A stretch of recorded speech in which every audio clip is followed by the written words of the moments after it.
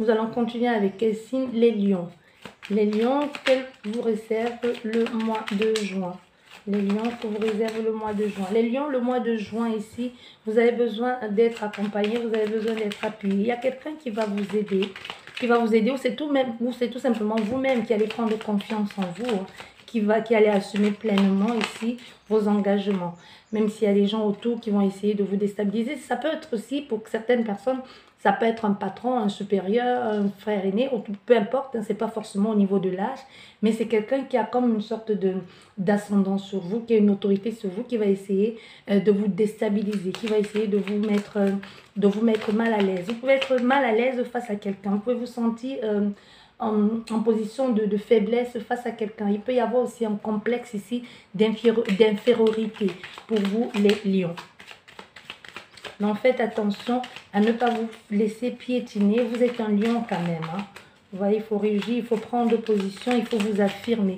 Il pourrait y avoir un rapport de force ici avec quelqu'un qui veut absolument décider, prendre des décisions. Pourquoi? Parce que comme je te disais, ça peut être ton chef ou ça peut être ta chef, peu importe. Mais ici, il va falloir que tu saches que toi-même, tes idées sont valables. Tu peux faire de tes idées quelque chose de génial. Donc, ne laisse pas quelqu'un décider à ta place. Ne laisse pas quelqu'un aller au-devant et présenter ton projet. C'est à toi-même de le faire. Ça peut être une situation, peu importe. Hein, tu adaptes ça à ce que tu es en train de vivre. Si ça te parle, ça peut être sentimental, professionnel, comme ça peut être familial. Ici, on veut que tu saches, ça peut être même un beau-père, une belle-sœur, un beau-frère qui est en train de te dire que tu n'es pas apte ou tu n'as pas assez de valeur à leurs yeux pour faire partie de leur famille, tout simplement. Tu vois, ça peut être l'ennemi sur ton chemin qui empêche que cette union se fasse. Mais tu vois, ça va se faire. Tu vois, il y a comme l'envie de se... Ici, on vous demande de vous battre pour vos rapports. On a la passion qui est tombée à l'envers. Ici, c'est pas quelque chose, c'est pas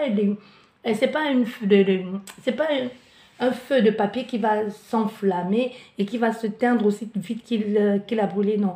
On voit ici quelqu'un est sûr et certain de ses sentiments pour quelqu'un.